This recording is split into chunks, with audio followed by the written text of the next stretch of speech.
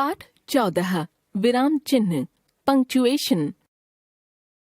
बात करते समय हम वाक्य के बीच में थोड़ी थोड़ी देर के लिए रुकते या विराम लेते हैं, फिर आगे बढ़ते हैं, जिससे बात समझने में सरलता आती है।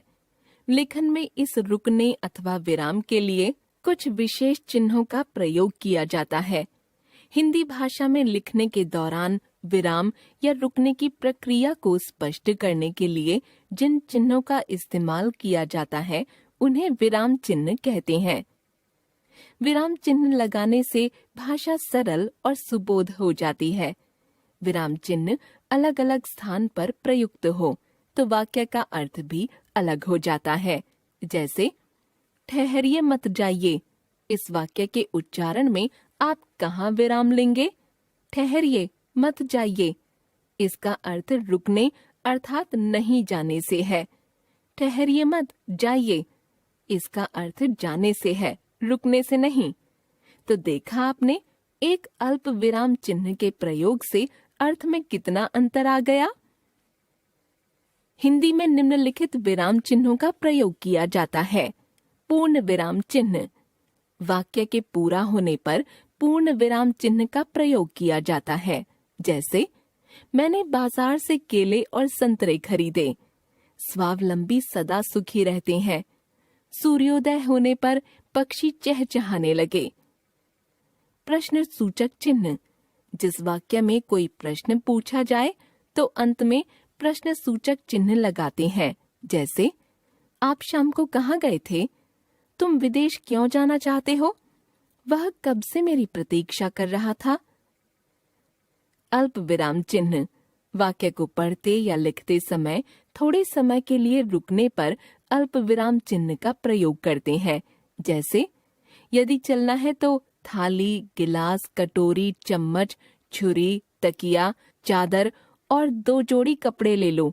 खाने में जामुन, कच्ची गाजर, मूली, संतरा और पत्तेदार सब्जियां खा सकते हो। अर्ध विराम चिन्ह, जब बातचीत के दौरान वक्ता अल्प विराम से अधिक और पूर्ण विराम से कम समय के लिए रुकता है तो लिखित भाषा में इसके लिए अर्ध विराम चिन्ह का प्रयोग किया जाता है।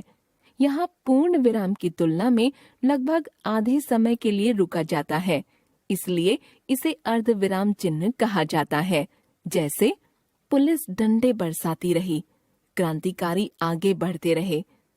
सभी छात्रों ने नदी किनारे अपना सामान रखा, कपड़े उतारे तथा पानी में तैरने लगे। हम सब बोलते रहे पर वह अपनी धुन में मगन रहा।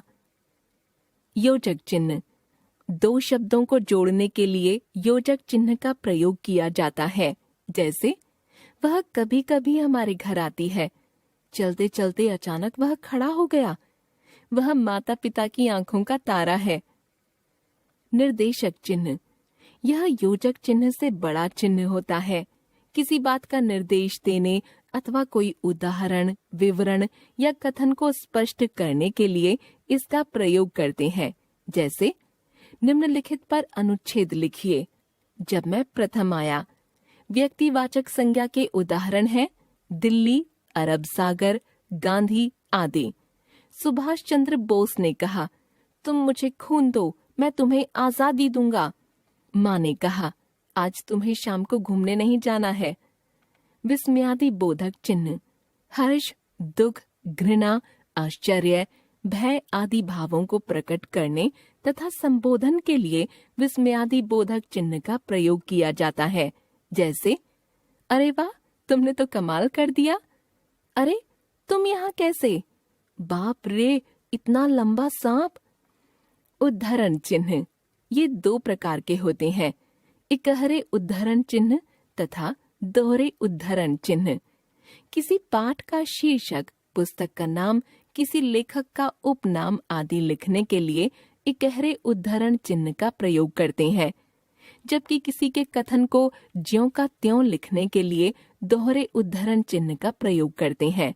जैसे गोदान, निर्मला आदि प्रेमचंद की प्रमुख कृतियां हैं। सूर्यकांत त्रिपाठी निराला। अशोक ने अस्त्र त्याग दिए और कहा, मैं कभी रक्तपात नहीं करूंगा। विवरण चिन्ह, सूचना, निर्देश आदि देने के लिए विवरण चिन्ह का प्रयोग किया जाता है। जैसे कंप्यूटर के निम्नलिखित लाभ हैं। निम्नलिखित पुस्तकें अच्छी हैं। इस पुस्तक के 4 भाग हैं। कोष्ठक अर्थ स्पष्ट करने के लिए तथा क्रम सूचक अंकों या अक्षरों के साथ कोष्ठक का प्रयोग करते हैं। जैसे दीनू हंसते हुए, अब क्या चाहते हो? प्रकाश बैठते हुए, आप भी बैठिए। बापूजी, गांधी जी ने असहयोग आंदोलन शुरू किया। 1, 2, 3 आदि। क, ख, ग आदि। लाघव चिन्ह, संक्षेप के लिए यह चिन्ह लगाया जाता है। जैसे प्रोफेसर भगवती जी पधारे हैं, डॉक्टर चावला भी साथ में हैं, कृपया पृष्ठ उल्टें आदि।